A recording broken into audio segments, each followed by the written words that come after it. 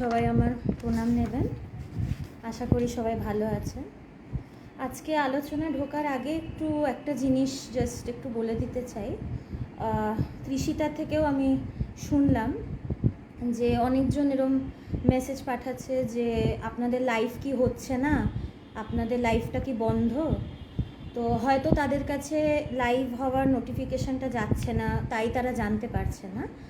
তো আপনারা যদি একটু পোস্ট নোটিফিকেশানগুলো অন করে দেন, আমাদের ইন্ডিয়ান মংস পেজে যে ফলোয়িং বাটনটা রয়েছে ওটা প্রেস করে যদি একটু সি ফার্স্ট করে দেন, প্রথম দেখা, তাহলে ইন্ডিয়ান মংসের প্রত্যেকটা আপডেট যা হবে, যা যা পোস্ট হবে সেগুলো আপনারা আগে দেখতে পাবেন। তো নোটিফিকেশান অনেক সময় আমাদের বন্ধ থাকে, তাই আমরা হয়তো নোটিফিকেশান পাই না। একটু যদি এটা করে দেন তাহলে একদম টাইমে বা সময় মতন আপনারা আপডেট পেয়ে যাবেন। আর আশা করি আমার অডিওটা ক্লিয়ার আছে, একটু কমেন্ট একটু লিখে দেবেন, মানে পরিষ্কার শোনা যাচ্ছে কিনা। আজকের আলোচনা শুরু করছি। আমরা যেভাবে চলতে চলতে অবশ্যই আমাদের একটা অহংকারের ব্যাপার তো থাকেই, একটা অহংভাব আমাদের আছে। অহংকার মানে আমি নেগেটিভলি ব্যাপারটা বলছি না, মানে আমরা জানি কি আমরা অনেক কিছু করতে পারি, আমরা অনেক কিছু করি, কিন্তু কখনো কখনো এই সময় আসে যখন আমরা বুঝতে পারি যে অ্যাকচুয়ালি আমরা দুর্বল, লিমিটেড। কিছু কিছু ঘটনা হয় যেটা থেকে আমরা এটা বুঝি যে না, সব কিছু হয়তো আমরা করতে পারি না, আমাদের হাতে সব কিছু নেই। তো আমরা দেখি কি যে না, দুর্বলতা আছে, শারীরিক নয়, বা শুধু তো শারীরিক দুর্বলতা হয় না, সবচেয়ে বড় দুর্বলতা হচ্ছে মানসিক দুর্বলতা। এটাকে আবার ডিসেবিলিটি হিসাবে নেবেন না, সেইটা আমি একদমই বলছি না। মেন্টাল উইকনেস, মেন্টাল স্ট্রেংথ সবার কম বেশি মাত্রায় থাকে। তো এইটার কারণটা কি? আমরা যে মানে দুর্বল হয়ে পড়ি, যদি সাউন্ড ক্লিয়ার না আসে, একটু নেটওয়ার্কের সমস্যা হতে পারে, একটু নেটওয়ার্ক ঠিক হলে আশা করি পরিষ্কার শোনা যাবে। তো আমাদের যখনই এরম হয় যে আমরা একটু দুর্বল হয়ে পড়ছি, ঠিক কোপ করতে পারছি না, আমাদের লাইফে যা হচ্ছে সেটার সাথে নিজেকে মানিয়ে নিতে পারছি না, ভেঙে পড়ছি, এই যে দুর্বলতা, এটার কারণ কি? আমরা কেন দুর্বল হয়ে পড়ি? এই প্রশ্নটা একটা খুব পারসিস্টিং কোয়েশ্চেন। মানে এই প্রশ্নটা সবাইরই আছে যে কী করে নিজের দুর্বলতা কাটিয়ে উঠবো। প্রচুর এরম কমেন্ট আসে, বা মানুষ এমনি জিজ্ঞেসও করে, বা জিজ্ঞেস না করলেও তাদের ভেতরে এটা থাকে যে কী করে আমি নিজের দুর্বলতা কাটিয়ে উঠতে পারি। তো আজকে সেইটা নিয়ে আলোচনা শুরু করছি। দ্য গ্রেটেস্ট, ভগবানের জীবনী, দ্বিতীয় খণ্ড থেকে আলোচনা করছি, স্বামী প্রজ্ঞানন্দ মহারাজের লেখা। মানুষ ব্রহ্মস্বরূপ হলেও সেই বোধের অভাবে স্বভাবতই সে দুর্বল। এই যে আমাদের দুর্বলতা, এটার প্রথম কারণই হচ্ছে যে আমরা যে ব্রহ্মস্বরূপ, আমরা যে স্বয়ং সেই ব্রহ্ম বা আত্মা, এটা না জানা। এইটা জানি না যেহেতু, এই জন্যই আমাদের দুর্বলতা বা অভাব বোধ। আমরা যে পরিপূর্ণ, এইটা জানি না বলেই আমি ভাবি যে আমার অভাব আছে, আমি দুর্বল, আমি তো সাধারণ জীব, আমার লিমিটেশনস আছে। আমরা নিজেকে ব্রহ্মস্বরূপ হিসেবে জানি না বলেই আমাদের মনটা সব সমস্যা ক্রিয়েট করে, সৃষ্টি করে। সমস্যা কিন্তু বাইরে কোথাও না, সমস্যা কিন্তু আমাদের মনটাই কিন্তু সমস্যা। এই জন্যই তো ব্রহ্মসমুদ্রে চুবিয়ে চুবিয়ে মেরে ফেলতে বলছে। আমাদের দুর্বলতার কারণই হচ্ছে আমাদের মন। কারণ কি? মনটা হাতের বাইরে, চঞ্চল, আমরা প্রচুর চিন্তা, কামনা, বাসনা গিজগিজ করছে মনের ভেতরে। মনটাকে কিছুতেই কন্ট্রোল করতে পারি না। মন যেরকম বলে সেইভাবে চলতে হয়। এই জন্যই কিন্তু আমাদের দুর্বলতা। মন যেভাবে বলে, যা বলে, আমরা সেইভাবেই চলি। খারাপ করতে বললেও এরকমও অনেক সময় আমি বুঝছি কাজটা খারাপ কিন্তু করে ফেলছি। এবং আমাদের যা সমস্যা, নিজের ওপরে বিশ্বাস না থাকা, আত্মবিশ্বাস হারিয়ে ফেলা, বা যে কোনো ধরনের ডিপ্রেশন হোক, স্ট্রেস হোক, ফ্রাস্ট্রেশন হোক, অ্যাংজাইটি হোক, এখন তো কত ধরনের কত কিছু বেরিয়েছে, অর্ধেক নামও জানা নেই। সব কিছুর কারণ হচ্ছে এই মন। তাই যদি ধরতে হয় আগে মনটাকে ধরতে হবে। সেখান থেকেই কিন্তু আমার আধ্যাত্মিক পথ চলা শুরু। মন আগেই আধ্যাত্মিকতা বলে মনটা দেখো, মনের দিকে তাকাও, কি আসছে মনের ভেতরে। মনের ভেতরে যা কামনা বাসনা থাকে সেটা পূরণ করতে ছুটি, মন যেভাবে বলে সেভাবে চলছি, উঠতে বললে উঠছি, বসতে বললে বসছি। যেটা বলছিলাম, এরকমও অনেক সময় হয় আমি জানি যে সেটা খারাপ, কিন্তু না করে থাকতে পারছি না। এই যে মনের যে একটা ফ্লো, সেটাকে আটকানো, এই ক্যাপাসিটিটা আমাদের নেই। এই জন্যই আমাদের দুর্বলতা, আর কিছু না। এই জন্যই আমাদের উইকনেসটা স্টেম মানে রুট হচ্ছে এইটাই। তাই আধ্যাত্মিকতা প্রথমেই বলে যে নিজের মনের দিকে তাকা। মনের দিকে দেখতে দেখতে একসময় সেই সত্যটাকে ধরে ফেলবো। একসময় যখন নিজেকে আমি বুঝবো যে আমি সেই ব্রহ্ম বা আত্মায়, একমাত্র তখনই দুর্বলতা কাটে। ব্রহ্মজ্ঞানেই দুর্বলতা কাটে। মহাপুরুষরা সবল, মহাপুরুষরা সবল। এখন হ্যাঁ, যদি কেউ বলে ডিপ্রেশনের কথা, ডিপ্রেশন তো দুটো কারণে হয়। একটা তো তার পারিপার্শ্বিক কিছু সমস্যা আছে, খুব কষ্টের মধ্যে সে রয়েছে, তো সেটার জন্যও হতে পারে। বা এটা কেমিক্যাল ডিসব্যালেন্স, কেমিক্যাল ইনডিউসড প্রবলেমও হতে পারে। শারীরিক ব্যাপার থাকে, সেটা তো কোনো কিছু করার নেই। শারীরিক ব্যাপার যদি হয় সেটা তো কারোর দোষ নয়, সেটা হচ্ছে, কিছু করার নেই, তখন ওষুধ দিয়ে সেটাকে ব্যালেন্স করা। কিন্তু আধ্যাত্মিকতা মানুষকে সবল করে। যে নিজের প্রতি বিশ্বাস রাখতে পারে, জানতে হবে সে মেন্টালি স্ট্রং। সে মেন্টালি স্ট্রং, তাই সে রাখতে পারছে। কিন্তু এই কথাটা তো জেনারেল কথা নয়, সবাই তো একরকম নয়। যার জোর বেশি, যে মনকে আটকে রাখতে পারে তার খুশি মতন, যে মন যা বলছে, যে সেটা বিচার করতে পারে, তার কোনো অসুবিধা নেই।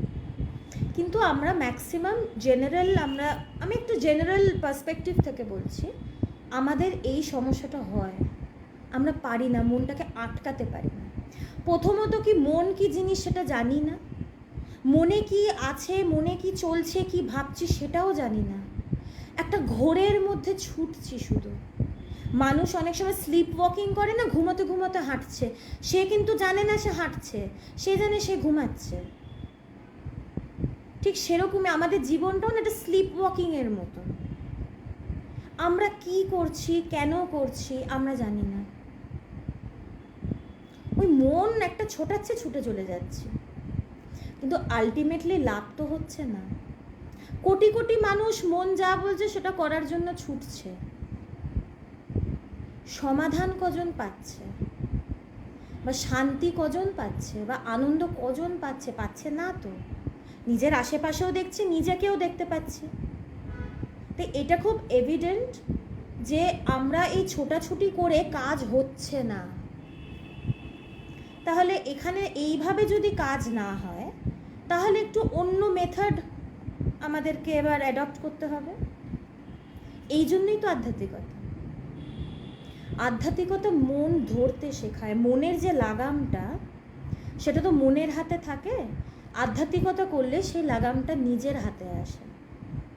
তখন আমি যখন দেখবো যে না একটু বেশি বেগে ছুটছে, লাগামটাকে আমি একটু টেনে দিতে পারবো, তখন স্পিডটা আমি কন্ট্রোল করতে পারবো। এবং এইটা প্র্যাকটিস করতে করতে একসময় যখন আমার মনটা মরে যাবে, মনটাকে কন্ট্রোলে রাখাটাও কিন্তু আধ্যাত্মিকতার উদ্দেশ্য নয়। আধ্যাত্মিকতার মেন উদ্দেশ্য হচ্ছে মনটাকে মেরে ফেলা, মনটাকে মেরে ফেলা। একদমই ঠিক। অর্জুনের মতন একজন যে বিরাট বড় ধনুর্ধর, আর সেই সময় মানে তারা প্রচণ্ড ডিসিপ্লিনড এবং ফোকাসড। মানে আমাদের এখন যেমনি অ্যাটেনশন স্প্যান, সেই যুগ একদম অন্যরকমই ছিল। এখন আমাদের যত দিন যাচ্ছে আমাদের অ্যাটেনশন স্প্যান খুব কমে যাচ্ছে, এত কনসেন্ট্রেশন বা এত ডিসিপ্লিনড লাইফ আমরা লিড করি না। তাই অর্জুনের মতন একজন, তিনিও কৃষ্ণকে বলছেন যুদ্ধক্ষেত্রে দাঁড়িয়ে, ঠিকই বলেছেন, যুদ্ধক্ষেত্রে দাঁড়িয়ে বলছেন যে এই মনটা তো পাগল হাতির মতন চঞ্চল, একে কী করে আমি হাতে আনবো, কী করে এটাকে বশ করা যায়। কারণ অর্জুন বুঝছেন এই মনটাই, একবার বুঝে যাবে না যে মনেই সমস্যা, তারই কিন্তু সমাধান হবে। আমি বুঝলামই না যে আমার মনের জন্য সমস্যা হচ্ছে, তাহলে তো আমি সমাধান খুঁজবই না। যে বুঝছে যে আমার মনই সমস্যা ক্রিয়েট করছে, সরি কিছু নেটওয়ার্ক প্রবলেম হচ্ছিল আমার, তাই লাইভটা পজ হয়ে গেছিলো, এক্সট্রিমলি সরি। তো যেটা বলছিলাম যে অর্জুন কিন্তু বুঝতে পেরেছিলেন যে সমস্যাটা হচ্ছে এই মনটা। মনে লয় হওয়া আর মন মরে যাওয়া একই, ডুবে মরা আর কি, ব্রহ্মসমুদ্রে ডুবে মরা। একজন ডুবে গেছে, ডুবে মরেছে আর কি, মনটাও সেরকমই চুবিয়ে চুবিয়ে ডুবিয়ে মারতে হয়। তো এই প্র্যাকটিস, এই আধ্যাত্মিক প্র্যাকটিস করতে করতে এক সময় আমি যখন নিজেকে ব্রহ্ম বলে জানবো, তখন আমি দেখব কি যে দুর্বলতা কোথায় কোনোদিনই ছিল না। আমি মনে করতাম আমি যে দুর্বল, এটা কিন্তু আমার মনই আমাকে বলে। তাই যখন এইটা বলার লোকই মরে যাচ্ছে, তাহলে তো আর দুর্বলতা হওয়া বা নিজেকে দুর্বল ভাবার কোনো প্রশ্নই নেই। তাই কোনো কাজই সুচারুরূপে করতে পারে না। আমরা নিজেদের যেহেতু দুর্বল মনে করি, তাই কোনো কাজ মানে নিজেদেরকে মনেও করি প্লাস দুর্বল হয়েও থাকি মনের জন্য, কোনো কাজ আমাদের গুছিয়ে হয় না। আচ্ছা, এই প্রশ্নটা হয়তো কার কজনের ভেতরে এসছে আমি জানি না, যে আচ্ছা আমি যখন কাজ করি আমি খুব গুছিয়ে সুন্দর করে করতে পারি না কেন, বা আমি যেভাবে চাই সেভাবে হয় না কেন। এটার কারণই হচ্ছে আমরা যখন একটা কাজ করি, সেই কাজটা করার সময় শুধু যে আমার মনের ভেতরে সেই কাজের চিন্তা আসে তা না, তার সাথে ওরা হাজারটা চিন্তা আসে যেটা আমাদেরকে ডিস্ট্র্যাক্ট করে। তাই মনের ফোকাসটা হারিয়ে যায়। মনের ফোকাস হারিয়ে যায় বলেই কিন্তু কাজটা ভালো করে হয় না। এইটা দুর্বল মনের একটা লক্ষণ। যার মন স্ট্রং, সে কিন্তু অন্য চিন্তা আসতেই দেবে না নিজের ভেতরে। আমি অন্য চিন্তা করব না, আমি যেটা করছি শুধু সেইটারই চিন্তা করব। ধ্যানে বসার সময় আমরা ভীষণ ভালো টের পাই যে ধ্যানে বসলাম মনটাকে শান্ত করার জন্য, হাজারটা চিন্তা চলে এলো। একটা সিনেমা দেখেছিলাম, খুব ফেমাস সিনেমা, হয়তো আপনারাও অনেকজন দেখেছেন, দ্য মামি বলে। সেইখানে একটা জায়গায় দেখাচ্ছিল না, মরুভূমিতে মানে বালিটা উঠছে, মানে মনে হচ্ছে কিছুটা বেরোচ্ছে, তারপরে পোকা কিলবিল করে বেরিয়ে যাচ্ছে, একদম মানে এত এত। তা আমাদের ভেতরেও না চিন্তাগুলো ওইভাবেই আসে, পাহাড় উপচে, মানে একটা ঢেউ উপচে পড়লো এরকম মনে হয়। আর ঢেউ উপচে পড়লে তো দাঁড়িয়ে থাকা যায় না, সেটা তো ছিটকে ফেলেই দেয়। তো ধ্যানে বসলে এটা খুব ভালো বোঝা যায়। যার মন স্ট্রং, সে অন্য চিন্তা আসতেই দেবে না। অবশ্যই এটা একদিনে তো হয় না, করতে করতে সবার মন স্ট্রং হয়। এখন যদি এটা মনে হয় যে আমি তো অতটা পারি না, তাহলে কি ধ্যান করব না, এটা কিন্তু নয়। ধ্যান করতে করতেই তো মন সবল হবে। আজ এক সময় দেখব কি যে আগে একটা চিন্তা করতে পারছিলাম না, পরে দেখব যে কোনো চিন্তাই করতে পারছি না, কারণ চিন্তাই আসছে না, একদম ফাঁকা চিন্তা শূন্য অবস্থা। তো এটা তো সময় সাপেক্ষ, একটু সময় দিয়ে নিষ্ঠা সহকারে করতে হয়। আর যেটা কি সুচারু রূপে যদি কাজ করতে হয়, কাজটা যদি গুছিয়ে করতে হয়, তাহলে এক মনে করতে হবে। যে কোনো কাজ কিন্তু, শুধু ধ্যান না, হ্যাঁ, এটা কিন্তু মানে ধ্যানের ব্যাপার শুধু বলছি না, যে কোনো কাজ, যদি যে কোনো কাজ করি সেটা যদি ভালো করে গুছিয়ে করতে হয়, তাহলে আমাকে এক মনে করতে হবে। এই এক মন, এটা আনার জন্যই আধ্যাত্মিকতা, এটার জন্যই আধ্যাত্মিকতা, যে মনটাকে বহু থেকে একে আনা, একাগ্রতা আমরা বলি না, এটা আধ্যাত্মিকতা করলেই কিন্তু আসে, একাগ্রতা এমনি এমনি আসে না কিন্তু। তাই এইটা করতে করতে একসময় দেখব কি মনটা বহু থেকে একে এসছে, তারপরে মনটা নেই, একদিন খুঁজেই পাবো না। এটা একদম অনুভবের ব্যাপার। তো অনুভব হলে এইটা হয়। মনকে মারা যায় না যদি কথাটা হতো, তাহলে তো এত কথা বলতাম না। অবশ্যই মরে, নাহলে স্বামীজি কথাটা বলছেন কেন, ব্রহ্মসমুদ্রে চুবিয়ে চুবিয়ে মেরে ফেল, মরে বলেই তো তিনি কথাটা বললেন। আমি মারতে পারছি না, এটা আমার কিছু প্রবলেমের জন্য, কিন্তু অবশ্যই মন মরে। সত্যি কথা বলতে গেলে মন জিনিসটাই একটা কল্পনা, আর কল্পনা মানে সেটা মিথ্যা। তাই আলটিমেটলি যখন অনুভব হবে তখন এটাই বুঝবো যে মনটা একটা কল্পনা ছিল, সেটা কোনোদিন ছিলই না, সেটা মরারও প্রসঙ্গ নেই। কিন্তু যতক্ষণ মনটা ডিস্টার্ব করছে ততক্ষণ মারার প্রসঙ্গ আছে। মনটা বিরক্ত তো করে যখন ধ্যানে বসি, তাই ততক্ষণ তাকে মারার চেষ্টা করতে হবে। আধ্যাত্মিকতার কাজই হচ্ছে ইনিশিয়ালি, প্রাইমারিলি, শুরুতে মনটাকে নিয়ন্ত্রণে আনা, কিন্তু আলটিমেটলি একটু আগে একজন বললেন না, মনকে লীন করা বা সেই ব্রহ্মসমুদ্রে মন লীন হয়ে সে তার অস্তিত্ব হারিয়ে ফেলে, তখনই তো একজন নিজেকে ব্রহ্ম হিসাবে জানে। আর মন পরমাত্মা কথাটা ভুল, এটা অনুভব সাপেক্ষ। আপনি যে কথাটা বলেছেন এটা হয়তো আপনার অনুভূতি থেকে বলছেন, অনুভূতি কাউরি ভুল হয় না, যে যেই জায়গায় দাঁড়িয়ে সে সেই জায়গা থেকে বলে, কিন্তু আলটিমেটলি মন কিন্তু পরমাত্মা নয়। একটু আগে বললাম না, মন বলে বস্তু কিছু নেই, সেই জায়গায় মনের কোনো অস্তিত্বই নেই, সেই এক ব্রহ্ম বা আত্মা। তো আধ্যাত্মিকতা প্র্যাকটিস এই জন্যই, সেই মনটাকে হাতে আনা, তাহলেই কাজ আমাদের সুচারু রূপে হবে। হ্যাঁ হ্যাঁ, ঠিকই বলেছেন, মনকে স্থির করতে হবে এবং পরমাত্মার সাথে মিলিত করতে হবে, অবশ্যই তাই, ঠিকই বলেছেন। পরমাত্মার সাথে সে মিলে গেলেই তো, এখন একটা নদী যদি সমুদ্রের সাথে মেশে, তারপরে যদি আমাকে কেউ বলে যে তুমি নদীর জলটাকে সমুদ্র থেকে আলাদা করো, আমি কি সেটা পারবো? একটা নদী যখন সমুদ্রতে মেশে সে তো সমুদ্রই হয়ে যায়, তখন তো আর আলাদা করা যায় না। যখন মন সেই ব্রহ্মসমুদ্রে ডুবে যায়, আলাদা করে তার আর কোনো অস্তিত্ব থাকে না। এটাই হচ্ছে কথা। স্বামী বিবেকানন্দ বলেছিলেন যে দুর্বলতাই পাপ। তাহলে বুঝতে হবে আমরা কত পাপ করছি স্বামীজির কথা অনুসারে। পাপ বলে যদি কিছু থেকে থাকে, তাই না, আলটিমেটলি কিছু নেই। স্বামীজি এইভাবেই বলছেন যে পাপ বলে যদি কিছু থাকে, বেদান্তে পাপ পুণ্য বলে কিছু নেই। পাপ পুণ্য, সূচি অসুচি, এগুলো একটু মনের ব্যাপার। অবশ্যই শুরুতে এগুলো মানতে হয়। আমাদের যা যা নিয়ম আছে আমাদের শাস্ত্রে বা আমাদের গ্রন্থে, শাস্ত্রীয় গ্রন্থে, কোনো কিছুই ফেলনার নয়, সব কিছুর দাম আছে।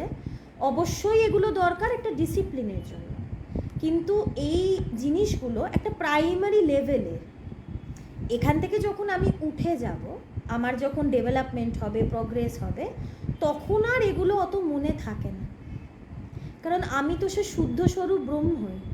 আমার আবার অশুদ্ধ হওয়ার প্রসঙ্গটা আসবে কেন? তো প্রত্যেকটারই দাম আছে, কিন্তু লেভেল অনুসারে, তাই না?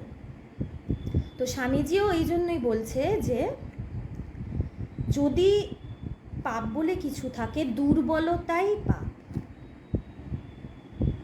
আর এই পাপটা কে করছে বা করাচ্ছে? আমাদের মন।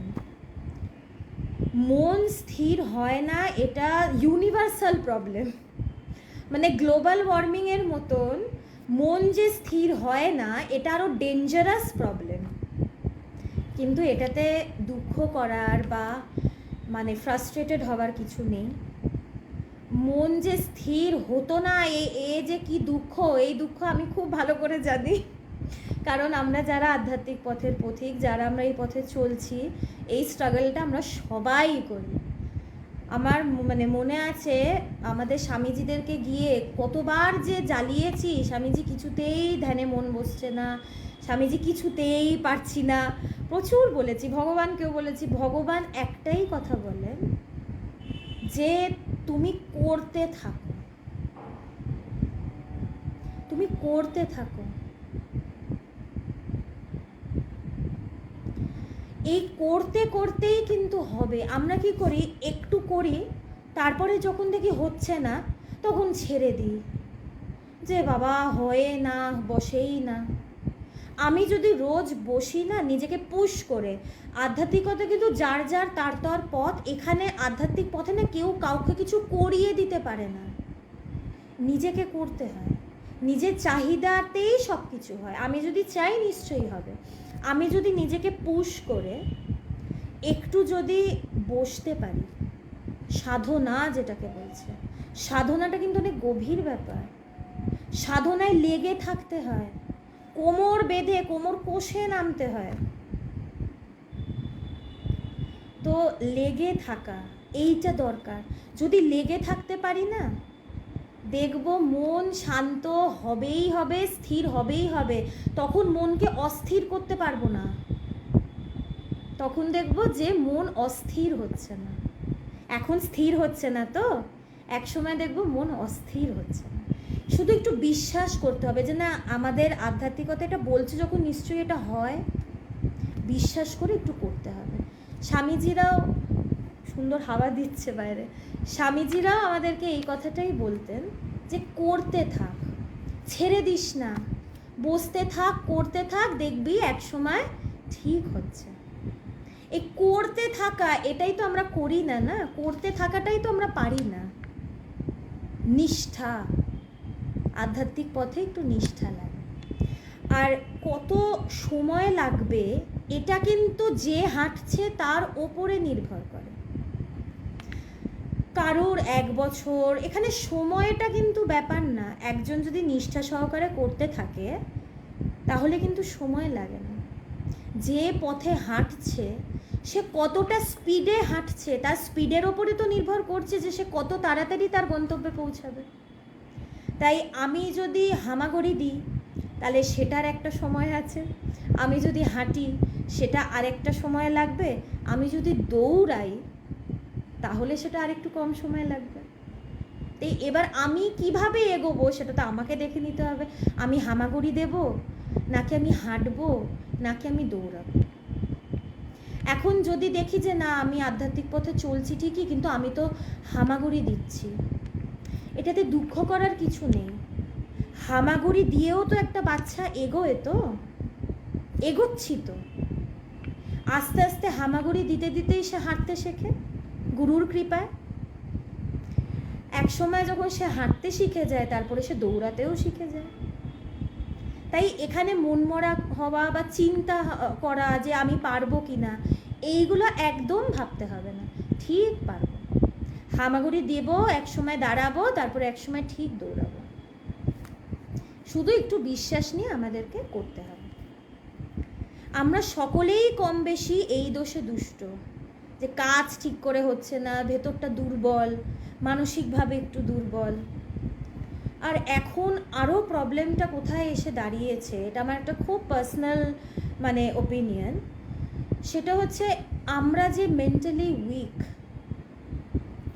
আমরা যে মেন্টাল ক্যাপাসিটি যে আমাদের কম, এটা কিন্তু আমরা অ্যাডমিট করতে চাই না, আমরা এটাকে লুকিয়ে রাখি। এটা যদি আমরা অ্যাকসেপ্ট করতে পারি,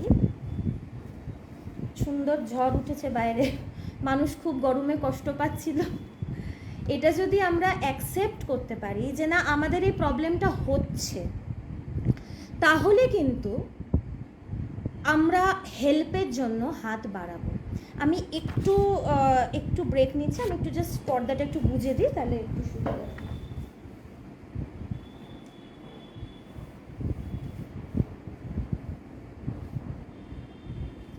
আশা করি আর ডিস্টারবেন্স হবে না। এক্সট্রিমলি সরি, মানে হঠাৎ করে হাওয়া দিচ্ছিল তো যেটা বলছিলাম, আমাদেরকে বুঝতে হবে যে এই সমস্যাটা আমাদের আছে। আমরা কি হয়, আমরা লজ্জা পাই, আমার এই দুর্বলতা, আমি কি কাকে বলবো, কে কি ভাববে, আমি যে সবসময় মনমরা হয়ে থাকি, দুঃখিত থাকি। এটাকে অ্যাকসেপ্ট যদি না করি, আমরা কিন্তু এটাকে সলভ করতে পারবো না। বরঞ্চ হাত বাড়ানোটাই কিন্তু আমার শক্তির পরিচয়। একজন হয়তো সে বুঝছে তার মনের কিছু সমস্যা হচ্ছে, সে হাত বাড়াচ্ছে মানেই তো যে সে সেটা কাটিয়ে উঠে দাঁড়াতে পেরেছে। তাই আমি ভীষণভাবে বলি যে নিজের প্রবলেমসের প্রতি আমাদের খুব ভোকাল হওয়া উচিত, যে হ্যাঁ আমার এই সমস্যাটা আছে, তো কি হয়েছে, আমি সেটা ঠিক করব, আমি সেটা ঠিক করতে চাই। হাত না বাড়ালে আরেকজন তো হাত ধরবে না। যাতে একজন আমার হাত ধরে সেটার জন্য হাতটা বাড়াতে হবে, তাই না? তাই ভোকাল হওয়া উচিত। নিজের যে মেন্টাল প্রবলেমস, নিজের যে মেন্টাল সমস্যা, সেটা তো আমার থেকে ভালো কেউ বোঝে না। আমিই জানি আমার ভেতরে কী চলছে কি না চলছে। সেটা যেন আমরা মানুষের থেকে যেন সাহায্য চাই।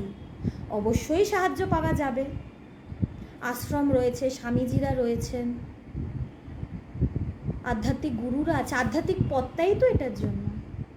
কোনো লজ্জার ব্যাপার নেই। পৃথিবীতে কেউ নেই যে একদম পারফেক্ট, তার কোনো দুর্বলতা নেই, সবাই কোথাও না কোথাও দুর্বল। কিন্তু যে এটাকে অ্যাকসেপ্ট করতে পারে না, সেই এটাকে কাটাতে পারে। তাই সেটাকে একদম স্ট্রংলি ফেস করে আমরা যেন এগিয়ে যেতে পারি, নাহলে কি লুপের মধ্যেই কিন্তু আটকে থাকা। সেজন্যই আমাদের এত দুঃখ কষ্ট ভয়, এই দুর্বলতার থেকেই কিন্তু দুঃখ কষ্ট আর ভয় পাওয়া। মানুষ তার কর্তব্যটুকুও যথাযথভাবে সম্পাদন করতে অপারগ। মানে নিজের যেটা করার কাজগুলো হয়তো গুছিয়ে করতে পারি না, এবং সেটার কষ্ট তো আমরাই পাই না, যে কাজটা ঠিক করে হলো না। মনের দুর্বলতা থেকে সৃষ্টি হয় উদাসীনতা, কখন কোন কাজটা জরুরি সেটা বুঝে ওঠার অক্ষমতা। এই যে কাজগুলো করি হয় না, না আমরা করতে চাই, আমরা সবাই সুন্দরভাবেই কাজ করতে চাই, এবং আমরা সবাই চাই কি কাজটা সুন্দরভাবে হোক, সেটার ফলটাও ভালো হোক। এই চাহিদা আমাদের সবাইয়ের আছে। এই যে আমি এখন লাইভ নিচ্ছি, আমি তো অবশ্যই চাইবো আমি যাতে সুন্দর করে নিতে পারি, তাই না? না হলে কি আমার ভেতরে একটা খচখচ করবে, আমি হয়তো ভালো করে বলতে পারলাম না, বা আমি যেটা বললাম এটা কি মানুষের কাজে লাগলো। আমার কথাগুলো যদি কাজে না লাগে, তাহলে তো আমার এই কাজটা করাটাই মানে ব্যর্থ, না, কোনো লাভ নেই। তো আমরা সবাই চাই সুন্দর করে করতে, কিন্তু যখন আমরা দেখি যে এত কাজ করতে চাইছি হচ্ছে না, তখনই আমাদের ভেতরে না একটা আসে কি যে না আর হয়তো হবে না, থাক, কি দরকার, ছেড়ে দিই। তখনই উদাসীনতা আসে, তখনই এই উদাসীন ভাবটা আসে, বা কাজটা টাইম কখন কোনটা করা উচিত এগুলো আমরা বুঝতে পারি না। এমনকি নিজের অতি প্রিয় মানুষের প্রতিও যে ভক্তি, শ্রদ্ধা, দায়িত্ববোধ প্রদর্শনের ঔচিত্য, তাতেও রয়ে যায় চরম গাফিলতি। তো এই মনের কিছু কিছু দুর্বলতার জন্যই কিন্তু আমাদের এগুলো হয়। অহংকার থাকে, নিজের সংস্কার থাকে, মনের কামনা বাসনা, স্বার্থ, এগুলোর জন্যই না অনেক সময় আমাদের ভালো কাজ করাটা এটাতে বিঘ্ন ঘটে, ভালো চিন্তা করাটাতে বাধা পড়ে। একটা কিছু ভালো করব, ভাববো, একটা ভালো কিছু হবে, একটু মানুষকে ভালোবাসবো, শ্রদ্ধা দেব, শ্রদ্ধা দিয়ে তার সাথে কথা বলবো, যেই কাজটা করা সেটা সময় মতন করে নেব, সুন্দর করে গুছিয়ে এক মনে ভালো করে করব, সিনসিয়ারলি করব। স্বামী পবিত্রানন্দজি ভগবানকে প্রথম চিঠিতেই, তৃষিতা তো চিঠিগুলো নিয়ে আলোচনা করছেই, প্রথম চিঠিতেই এটা লিখেছিল যে তুমি তোমার অফিস ওয়ার্ক সিনসিয়ারলি এবং অনেস্টলি করবে। একজন যদি বলে আমি আধ্যাত্মিকতা করতে গিয়ে আমি সংসারের কাজ করতে পারছি না, তাহলে বুঝতে হবে আধ্যাত্মিকতা সে জানে না। আধ্যাত্মিকতা পারফেকশন শেখায়। যে আধ্যাত্মিক সে সব কাজ নিখুঁতভাবে করবে, সে কোনো কিছুতে গাফিলতি করবে না। একজন সন্ন্যাসী লিখছে অফিস ওয়ার্ক সিনসিয়ারলি এবং অনেস্টলি করবে। কিন্তু আমাদের কি গাফিলতি থেকে যায়? নিজেদেরটা দেখতে গিয়ে গাফিলতি থেকে যায়। যে দুর্বল নয়, যে সবল, আধ্যাত্মিক পুরুষ যারা তারা সবল, তারা শুধু নিজেদেরটা ভাবে তা না, তারা সবাইয়ের কথা ভাবে, সবাইকে সম্মান দেয়, যার যেটুকু প্রাপ্য সেটা তাদেরকে দেয়, তারা ভালোবাসে মানুষকে, শ্রদ্ধা করে, কাজটা ঠিক যেই কাজটা যখন করা তখন করে। এই যে সুন্দর গোছানো ব্যাপার, এই আধ্যাত্মিকতা থেকেই কিন্তু এটা আসে। আমরা ভাবি কি আধ্যাত্মিকতা আলাদা জিনিস, একটা সম্পূর্ণ আলাদা পথ, আর সংসার একটা সম্পূর্ণ আলাদা পথ। তা কিন্তু নয়। দুটোর মধ্যে কিন্তু আমরা যদি দুটোকে আলাদা করে রাখি তাহলে কিন্তু এটা আমাদের ভুল। দুটোকে মিলিয়ে রাখতে হবে। আধ্যাত্মিকতাটাকে জীবনের সাথে যুক্ত করলেই তো আমি আমার জীবনটাকে ভালোভাবে বাঁচতে পারবো, জীবনের পুরোটা নিতে পারবো, বাঁচার মতন বাঁচা, তাই না? লাইফের পুরোটাকে আমি একদম প্রত্যেকটা মোমেন্ট আমি এনজয় করতে পারবো, ইউটিলাইজ করতে পারবো। এই জন্যই আধ্যাত্মিকতা, এবং এটাকে নিজের জীবনের সাথে প্র্যাকটিক্যাল বেদান্ত ইমপ্লিমেন্টেশনটা খুব দরকার। বইতে পড়ছি, কানে শুনছি, খুব ভালো, হয়তো মুখস্থও আছে অনেক কিছু আমি জানি, অ্যাপ্লাই না করলে আমার এইখানে কথাগুলো থেকে কোনো লাভ নেই, মগজে রেখে লাভ নেই, জীবনে রেখে লাভ আছে। মগজে বা কাগজে সেটা থাকলে হবে না, সেটা জীবনে আনতে হবে। তো এই যে কথাটা, এই কথাটা কেন এখানে ব্যাখ্যা হচ্ছে? আধ্যাত্মিক কথাটার জন্য নিশ্চয়ই। এই কথাটা আরেকটা কারণে ব্যাখ্যা করা, ভগবানের তখন আগের দিনে আলোচনা করছিলাম, ওনার গুরু মহারাজজি পবিত্রানন্দ মহারাজ তিনি মৃত্যুশয্যায়। তো ভগবানের গুরু মহারাজজি শ্রীমৎ স্বামী পবিত্রানন্দজি মহারাজের ভক্ত, শিষ্য, অনুরাগীর সংখ্যা নেহাত কম ছিল না। তো এই ঘটনাটার আগে স্বামী প্রজ্ঞানন্দ মহারাজ যিনি বইটা লিখেছেন, তিনি যে এইটার ব্যাখ্যা করলেন, এটার পেছনে একটা কারণ আছে। এখন যে ঘটনাটা আলোচনা করব, এটা থেকে কিন্তু বোঝা যাবে যে মানুষের ভেতরে কীরকমভাবে দুর্বলতাটা থাকে বা কি দুর্বলতা থাকে। তো পবিত্রানন্দজির প্রচুর ভক্ত ছিল, শিষ্য ছিল, অনুরাগী ছিল যারা তাকে খুব ভালোবাসতো, প্রচুর সন্ন্যাসী শিষ্য ছিল, কয়েক হাজার মানুষকে দীক্ষা দিয়েছিলেন মহারাজ, সকলকেই তিনি প্রাণ দিয়ে ভালোবাসতেন। এখন উত্তম গুরু, সদ্গুরু, তার ভালোবাসা নিয়ে তো কোনো স্কেল দিয়ে মেপে তো সেটা করা যাবে না। তাদের অহেতুকই ভালোবাসা, মানে সেই ভালোবাসা নিয়ে আমার অন্তত কমেন্ট করার মতন আমার সাধ্য নেই। তাদের ভালোবাসা নিয়ে না ব্যাখ্যা হয় না, তাদের ভালোবাসা শুধু অনুভব হয়, অনুভব অবধি থাকে, সেটাকে মুখে প্রকাশ করার সামর্থ্য, গুরুর প্রেম প্রকাশ করার, শব্দে প্রকাশ করার সামর্থ্য পৃথিবীতে কারণ নেই, সেটা শুধু অনুভবেই থাকে। তাও ব্রহ্ম নিয়ে অনেক কিছু বলা যায়, সেটা নির্গুণ, নিরাকার, অনন্ত, শুদ্ধ, বুদ্ধ, মুক্ত, অনেক কিছু বলা যায়। গুরুর প্রেম নিয়ে না কিছু বলা যায় না, সেটা মানে কিছু বলা যায় না, দু ফোঁটা চোখের জল ফেলা যায়, কিছু বলা যায় না।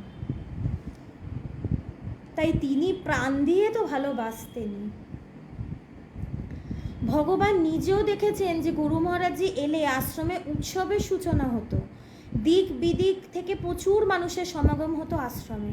তার অদ্বৈতবাদের ব্যাখ্যানে, তার প্রেম ভালোবাসায়, তার রাগ প্রধান ভক্তিসঙ্গীতে আশ্রম প্রাঙ্গণ গমগম করত।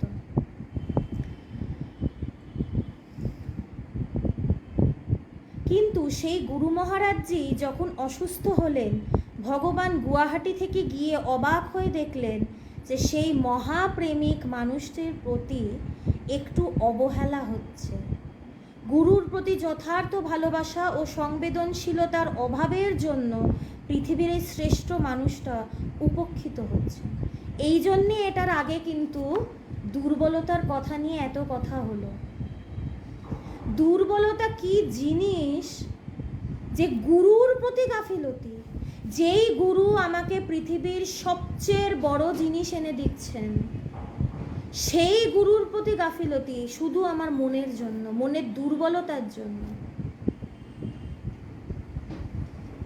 গুরুর ভালোবাসা যে ঠিক ঠিক পেয়েছে আর যে বুঝেছে, সে গাফিলতি আর যাই করুক, সে গুরুকে অবহেলা কোনো দিন করতে পারবে না।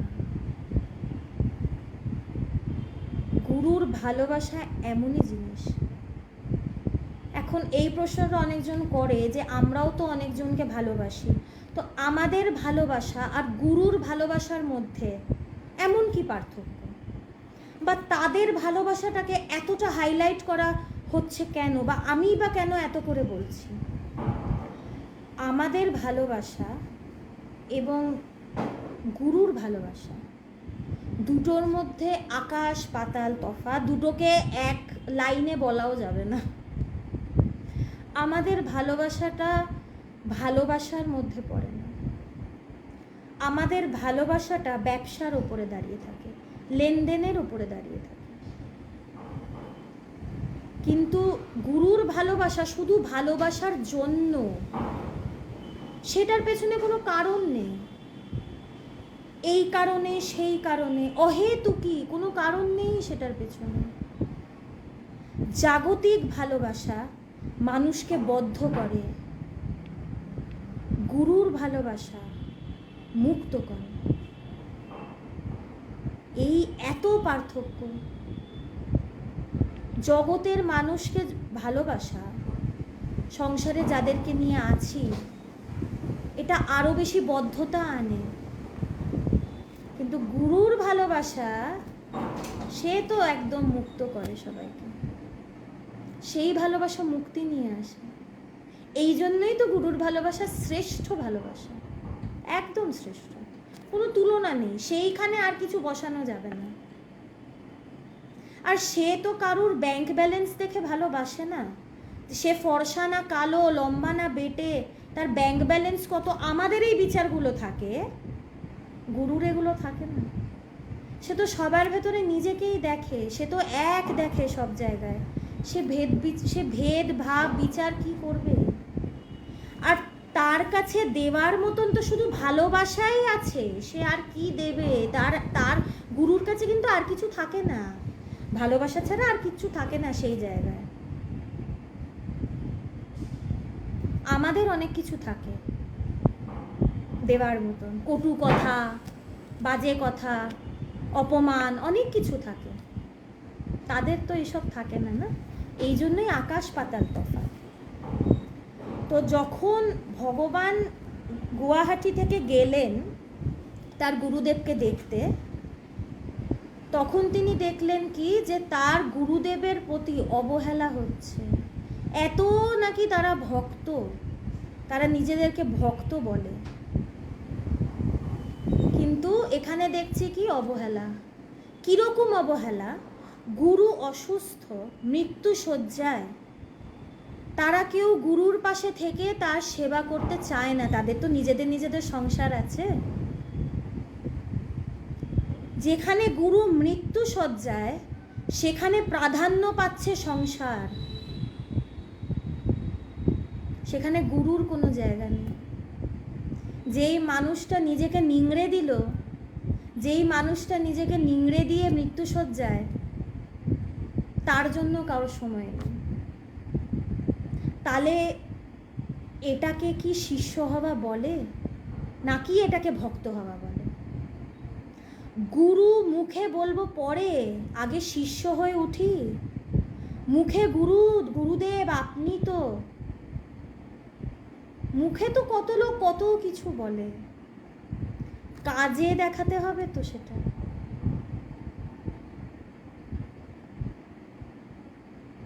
তো কাজে দেখাতে হবে।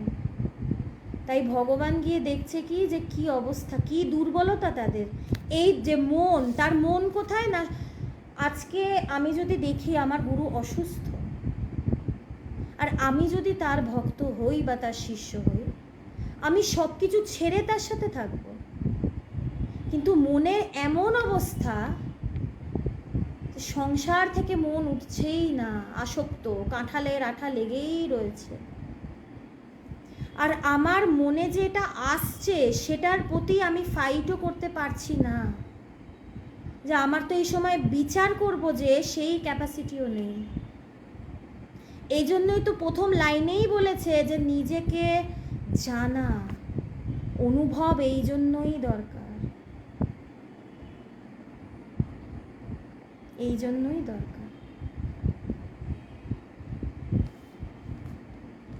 ভগবানের গুরু মহারাজজির শরীরে এই সংকটের সময় হাসপাতালে তার শয্যা পার্শ্বে সবসময় কোনো ভক্তের থাকা অত্য আবশ্যকীয় ছিল, কিন্তু ভগবান ততাধিক বিস্ময়ে দেখলেন যে অতি ভাগ্যের সেই গুরু সেবাতেও ভক্তদের মধ্যে অনীহা। গুরু সেবা এটা কিন্তু বিরাট একটা ভাগ্যের ব্যাপার, গুরু সেবা করা। পুণ্য বলে যদি কিছু থাকে এইটাই পুণ্য, গুরু সেবা করা। কিন্তু এত বড় সুযোগ যে গুরু সেবা করা, যেখানে গুরু মৃত্যু শয্যায়, সেইটা যে কেউ করবে এটার প্রতি সবার একটা অনীহা, আমি থাকতে পারবো না, এত তো কাজ। এই হচ্ছে আমরা, এই হচ্ছে আমাদের মন। তাই বড় বড় লেকচার দিয়ে বড় বড় কথা বলে কি লাভ যদি দরকারের সময় ঠিক কাজটা না করতে পারি। এত কথা বলে, এত শ্লোক বলে আমি হাজার কথা বলতে পারি, কিন্তু সেই জায়গায় একদম গোল্লা। ব্রহ্মের কথা মুখে বলতে পারি, কিন্তু এই রকম যদি অ্যাটিটিউড থাকে, ব্রহ্মজ্ঞান অনেক দূরের ব্যাপার। গুরুর প্রতি না থাকলে ব্রহ্মজ্ঞান হওয়া সম্ভব না। গুরু মানেই তো তিনি যিনি অজ্ঞান দূর করেন, যিনি অন্ধকার থেকে আলোতে নিয়ে যান, তিনিই তো গুরু, তিনিই তো গুরু। যেই গুরু নিজেকে জেনেছেন সেই গুরুই আর একজনকে নিজেকে জানাতে পারেন, তিনিই ঠিক ঠিক গুরু। তাই গুরু সেবার সময় তখন কারোর সময় নেই গুরুর পাশে থাকার। আর এই গুরুই কিন্তু তার সব কিছু দিয়ে মানুষকে ঈশ্বরীয় কথা শুনিয়েছে এবং বেদান্ত বলেছে। স্বামীজির একটা কথা আছে না, মুখে মধু অন্তরে গরল, তবেই পাবে এই জগতে স্থান। আমরা বলি তো সংসার বিরাট ব্যাপার, স্বামীজি কি বলছেন, মুখে মধু অন্তরে গরল। তাহলে আমাদের অন্তরে কি আছে একটু দেখে নিতে হবে তো। গরল থাকুক না, অসুবিধে নেই, গরলটাকে সরানোর উপায় তো বলে দেওয়া হচ্ছে যে গরল সরিয়ে ভেতরে অমৃত কিভাবে আসবে, সেটা করি। স্বামীজি এই কথাটা বলেছেন মানে বুঝতে হবে স্বামীজিকে কত কিছু ফেস করতে হয়েছে এই জগতের মানুষের থেকে, তাই তিনি কথাটা বলছেন।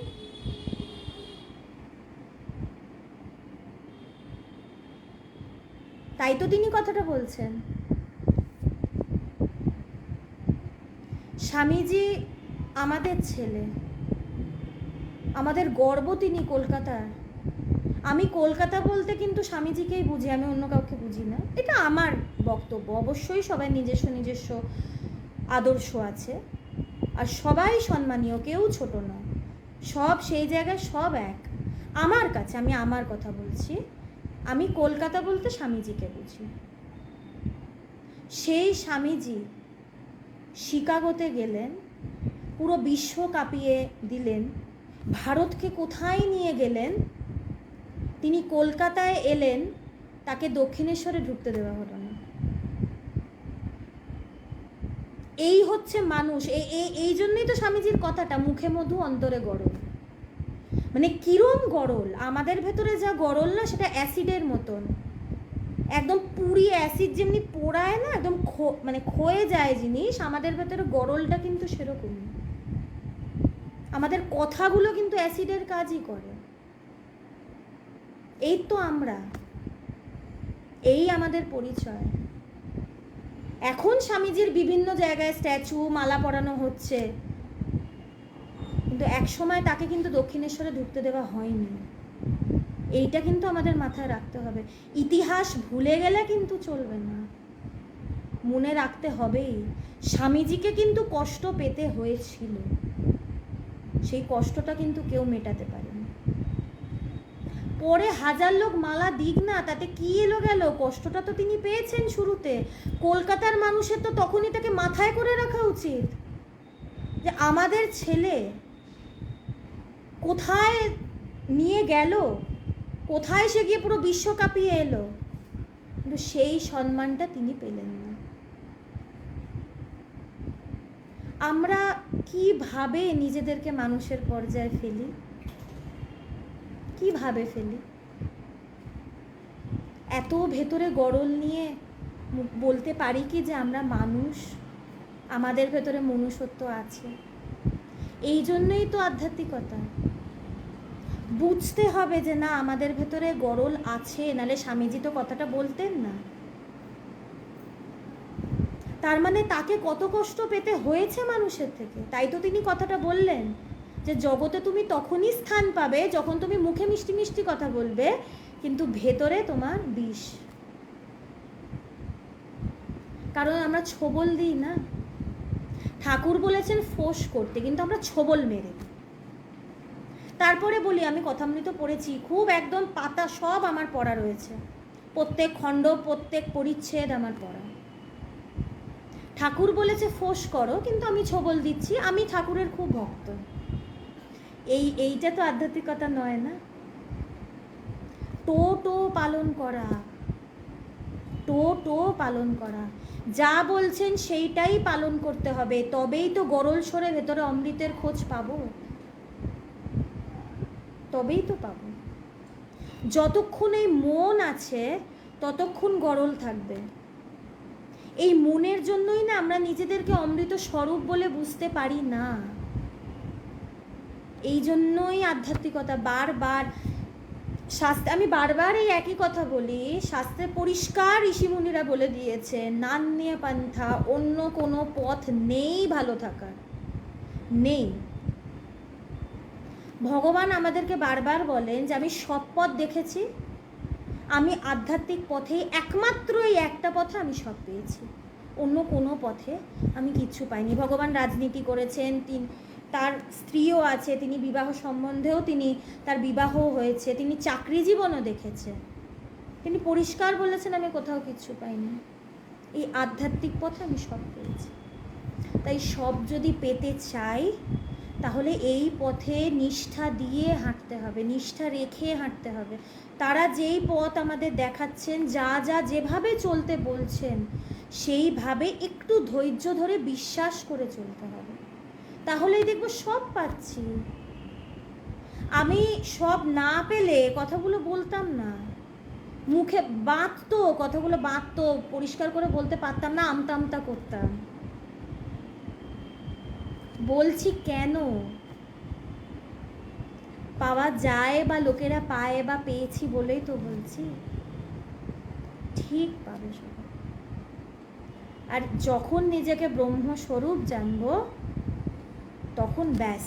আর ঠাকুর বলছেন না যে ব্রহ্মজ্ঞান আঁচলে বেঁধে যেটা সেটা যাও, ব্যাস ওই আঁচলে বেঁধে নিলে যা ইচ্ছে করো, কোনো অসুবিধা নেই।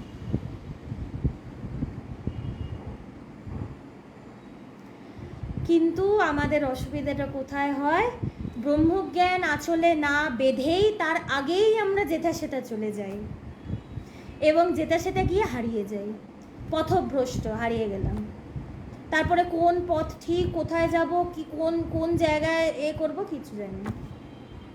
আগে ব্রহ্মজ্ঞান আঁচলে বাঁধি, তারপরে যেখানে সেখানে ইচ্ছে যাই। আঁচলে বেঁধে নিক, ব্যাস, আর কিচ্ছু ভাবতে হবে না, ওইটা আঁচলেই থাকবে।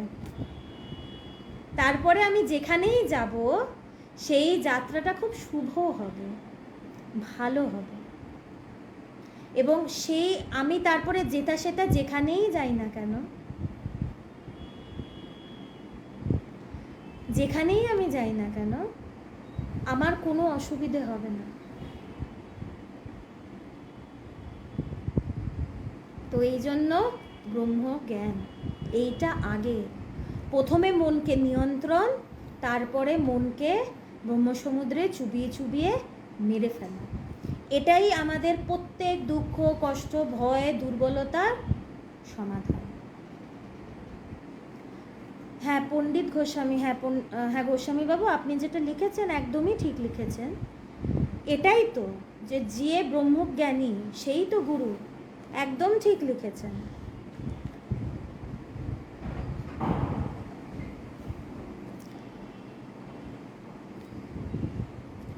আত্মীয় স্বজন এবং গুরু, আমি তো গুরুকেই আমার সব আত্মীয় বলে দেখি, মা বাবা বন্ধু সখা সব তাকেই দেখি। আত্মীয় স্বজন এই সম্পর্কে যেটা বললাম, এই সম্পর্কে তো স্বার্থ রয়েছে, এই সম্পর্কে তো অনেক কিছু থাকে মিক্সড। কিন্তু গুরুর সাথে যে সম্পর্ক, লাভ ফর লাভ সেক, সেই সম্পর্কটা মুক্তির সম্পর্ক। নেটওয়ার্ক প্রবলেম হচ্ছে নিশ্চয়ই অনেকজনের, কারণ বাইরে তো ঝড় উঠেছে। আমি তাই আজকে আলোচনাটা তাড়াতাড়ি শেষ করছি, এটা বলেই শেষ করছি যে বাবা মা আত্মীয় স্বজন, আমরা বলি যে বাবা মা আমাদের প্রথম গুরু, অবশ্যই আমাদের জগতের যেটা প্রথম শিক্ষা সেটা গুরু দেন। গুরু মানেই যে জ্ঞান দান করেন, তাই তো? কিন্তু প্রকৃত গুরু বা উত্তম গুরু তিনি, যিনি জ্ঞান দান করেন, সেই পারমার্থিক জ্ঞান দান করেন, তিনি প্রকৃত গুরু। অবশ্যই বাবা মা গুরু, কোনো এটা নিয়ে তো কোনো কথা বলার নেই। কিন্তু পরম গুরু হচ্ছে সে যে জ্ঞান দান করে, সে পারমার্থিক জ্ঞান দান শ্রেষ্ঠ দান, তিনি চরম বা উত্তম গুরু। মন্ত্র ছাড়া গুরু মানুন না, কোনো অসুবিধে নেই। আপনি কতটা মানছেন এটার ওপরেই সব নির্ভর করে। মন্ত্র এটা অন্তত আমার পক্ষে কিন্তু কোনো দিন, আমি নিজের এতে যা দেখেছি, মন্ত্রটা কিন্তু ব্যাপার না। আমি যদি গুরুকে প্রাণ দিই, আমি আমার প্রাণ ফিরে পাবো, আমি এইটুকু বিশ্বাস করি। তাই মন্ত্র না পেলে কোনো ক্ষতি নেই। দীক্ষা কিন্তু অনেক ধরনের আছে শাস্ত্রে, খালি যে মন্ত্র দীক্ষা আছে তা না, শক্তি দীক্ষা, সাম্ভবী দীক্ষা, এই দুটো দীক্ষাও আছে যেখানে মন্ত্র প্রয়োজন নেই, গুরু শক্তিতে কাজ হয়। আমি যদি তাকে প্রাণ দিয়ে ভালোবাসি, আমার সব হবে। সেখানে না আমি একটা মন্ত্র উচ্চারণ নাই করলাম, কোনো অসুবিধে নেই। আমি তো শুরুতে বললাম না, যে যেভাবে হাঁটছে এই পথে সেইটার ওপরে সব কিছু নির্ভর করছে, কোনো অসুবিধে নেই। আধ্যাত্মিক পথে কোনো নিয়ম নেই, আমি যতটা দেব আমি ততটা পাবো, সোজা সাপটা হিসেব। এই জন্যই তো সহজ, সবার জন্য এই পথে জায়গা আছে, এই পথ সবার জন্য। আজকে খুব নেটওয়ার্ক প্রবলেম হওয়ারই কথা, তাও আশা করি আনইন্টারাপ্টেডলি শোনা গেছে। আজকে আলোচনাটা এই অবধি রাখছি, সবাই ভালো থাকবেন। পরের দিন আবার আরেকটা টপিক নিয়ে আলোচনা হবে। নমস্কার।